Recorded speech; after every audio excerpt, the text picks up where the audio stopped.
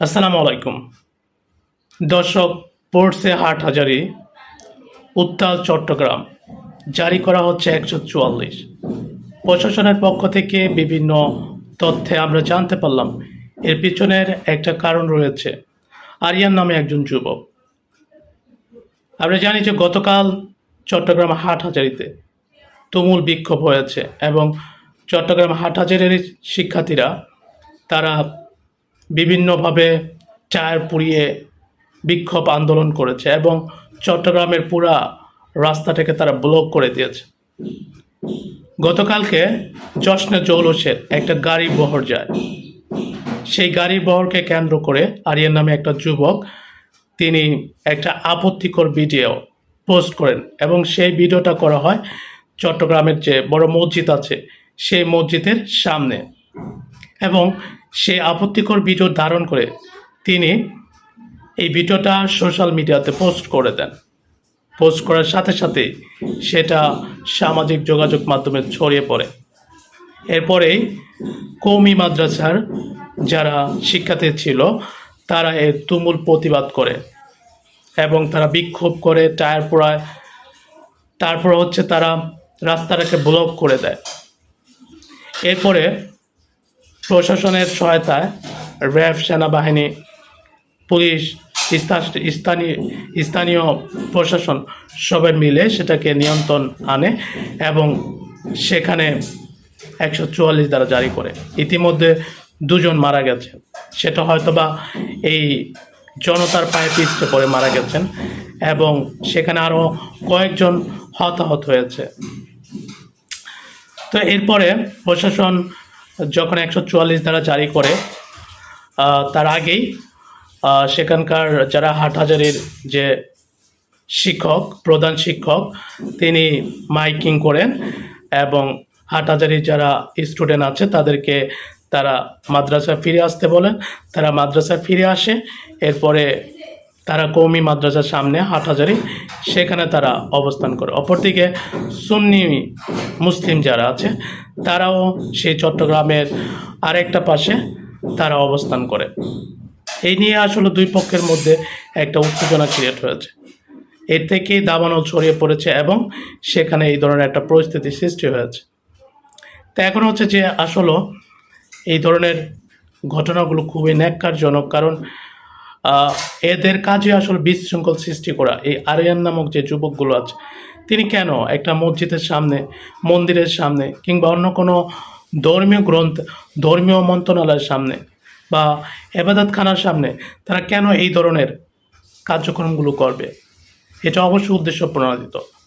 তারা চাইছিল যাতে করে সেখানে একটা এই বিশৃঙ্খল পরিস্থিতি সৃষ্টি হোক, কারণ এমনি তো দেশের অবস্থা অনেকটা ব্যাকফুটে চলে গেছে, আইন শৃঙ্খলা পরিস্থিতি অনেক অবনতি হয়েছে। যদিও এটা হওয়ারই কথা ছিল, কারণ অভ্যুত্থান পরবর্তী প্রত্যেকটা দেশে এরকমই পরিস্থিতির সৃষ্টি হয়। তো যাই হোক, তো এখন হচ্ছে এই ধরনের যুবকগুলোর কঠোর শাস্তি হওয়া উচিত, কারণ এদের কাজ হচ্ছে এই ধরনের নোংরামি করা এবং নোংরামি করে সাধারণ মানুষের মধ্যে ভয়ভীতি, আতঙ্ক সৃষ্টি করা, দেশের ক্ষতি করা।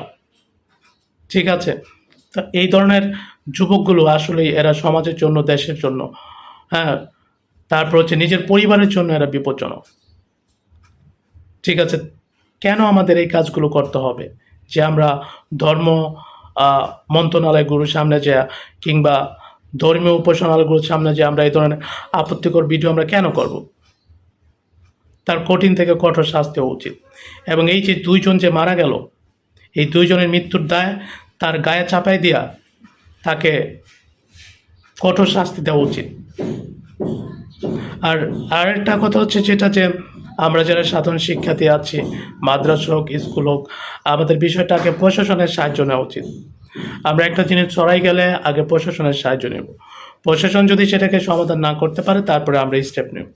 এইভাবে যদি আমরা কথায় কথায় কিংবা একটা কোনো খারাপ কিছু দেখে মাঠে নেমে যাই কিংবা এরকম বিশৃঙ্খলা সৃষ্টি করি, তাতে তো আমাদেরই ক্ষতি, তাই না? এই যে 2 জন মারা গেল, এটা যেভাবে মারা যাক, এর 2টা মায়ের বুক খালি হয়ে গেল। এরা হয়তো বা কারো সন্তান, কারো বাবা, হয়তো বা কারো সংসারের তারা হাল ধরেছে, অথবা কারো বংশের তারা প্রদীপ। তাই না? তো এইভাবে বিক্ষোভ করে আসলে লাভটা হলো কি? হ্যাঁ, লাভ হয়েছে যে এখানে যে ওই লোকটাকে ধরা পড়েছে, এটাই লাভ হয়েছে, কিন্তু লস তো কম হলো না। অবস্থার খারাপ হলো, দেশের পরিস্থিতির অবনতি হলো, ২ জন মানুষ মারা গেল, ভাঙচুর করা হলো, গাড়ি ঘোড়া আটকে দেওয়া হলো। আসলে এই ধরনের মেন্টালিটি থেকে আমাদের বেরিয়ে আসা উচিত। প্রথমে এই ধরনের ঘটনা ঘটলে আমাদের প্রশাসনের সাহায্য নিতে হবে। এরপরে যদি প্রশাসন কিছু করতে না পারে, তারপরে আমরা নিজেরা ব্যবস্থা নিতে পারি। এটি আমাদের করা উচিত। এইভাবে বিক্ষোভ করে, আন্দোলন করে সব কিছু আদায় করা যায় অবশ্যই, কিন্তু সেটা সবসময় সব ক্ষেত্রে প্রযোজ্য হয় না, এবং সেটা সবসময় কল্যাণ বয়ে আনে না, তাই না? এখন এই যে 2টা ছেলে মারা গেল, এর দায়ভারটা কে নিবে? রাষ্ট্র নেবে? নাকি এই যে কুলাঙ্গারটার কারণে এই 2টা মানুষ মারা গেল তারা নেবে? নাকি আমাদের যারা অতি উৎসাহিত জনগণ, জনতা কিংবা ছাত্র, তারা কথায় কথায় রাস্তায় নেমে যাচ্ছে কিছু হইলে, তারা নেবে? কে দায় নেবে? 144 দ্বারা জারি করে তো এলাকাটাকে নীরব করা গেছে, কিন্তু যে 2টা মানুষ মারা গেছে তার মা বাবার কান্না, বেদনা, যন্ত্রণা, আর্তনাদ, এটা নীরব করবো কে? আমাকে বলেন। কাজে কথায় কথায় কোনো একটা খারাপ কোনো আহ, কিছু পোস্ট করলেই কিংবা ভাইরাল হয়ে গেলেই সেটা নিয়ে আমরা আগে মাঠে না নেমে আমাদের উচিত যে আগে প্রশাসনের সহায়তা নেওয়া। প্রশাসন যদি কিছু করতে না পারে বা প্রশাসন যদি এটার উপযুক্ত ব্যবস্থা না নেয়, তারপর আমরা না হয় মাঠে নামি। এরকম করে মাঠে নেমে গেলেই তো এতে আমাদের দেশের ক্ষতি, জনগণের ক্ষতি, নিজেদেরও ক্ষতি। কারণ এর ফলে কখন কার উপর দিয়া এই পরিস্থিতি আসবে এটা কেউ জানে না। কাজে আমাদের সাবধান হওয়া উচিত এবং আমাদের একটু শান্তশিষ্টভাবে কার্যক্রমগুলো করা উচিত।